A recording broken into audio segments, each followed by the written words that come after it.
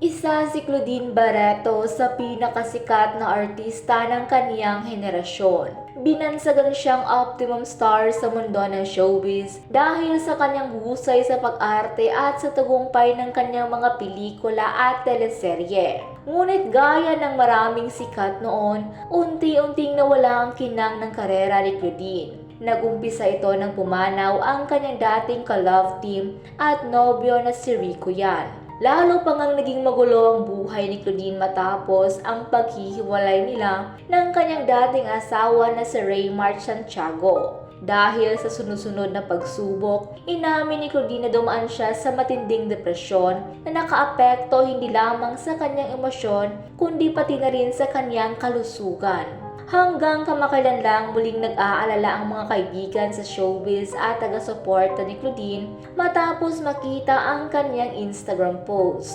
Sa naturang post, ibinahagi ni Claudine ang kanyang kalagayan at isang video kung saan makikita siyang nakaratay sa ospital. Sa caption ng post, ipinaliwanag niya ang mga nangyari at ang dahilan ng kanyang pagka-confine. Ayon kay Claudine, matagal na niyang nararamdaman ang mga sintomas, ngunit ngayon lang siya nagpa-ospital dahil sa patuloy na pagbaba ng kanyang blood pressure. Ikinuwento rin niya ang isang nakakatakot na insidente na nangyari habang pinaliliguan niya ang kanyang anak na si Noah kahit na siya ay may mataas na lagnat. Kwento ni Claudine, 2 nurse raw ang tumulong sa kanya matapos ang pagligo ni Noah. Bigla na lamang daw siyang nangisay at hindi na makapagsalita ng maayos. Naging disoriented o nawala raw siya sa wisyo habang binubuhat siya pabalik sa kama. Sinubukan pa raw niyang ipaalam sa mga nurse na kailangan niyang ipa-blow dry ang kanyang buhok na tinawag pa niyang kaartihan.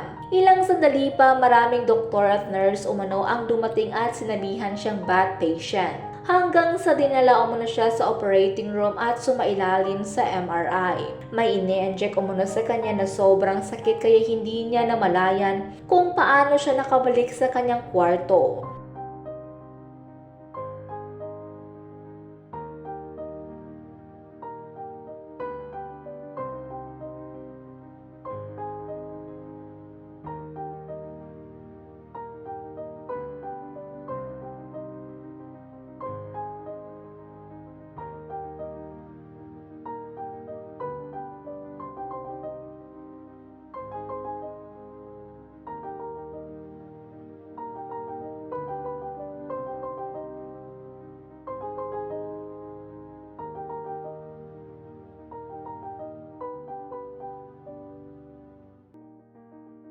Samantala, malaki naman ang pasasalamat ni Claudine sa kanyang mga anak na binantayan at inalagaan siya habang nasa ospital.